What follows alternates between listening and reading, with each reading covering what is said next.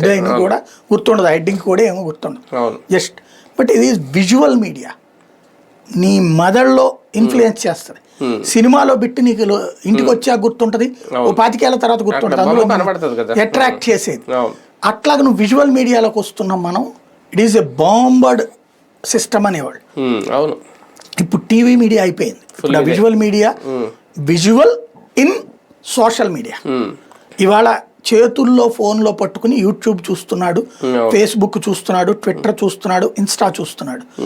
ఇప్పుడు జరుగుతున్న ఆ పోరాటంలో నీ పాత్ర పరిమితంగా ఉంటుంది. అగ్రెసివ్నెస్ లేదు, కన్విన్సింగ్గా లేదు.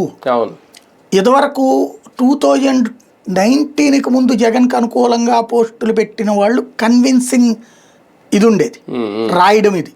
వాళ్ళల్లో ఇప్పటికి కూడా ఇంకా ఇతని దగ్గరకు వచ్చారని నేను అనుకోవట్లేదు.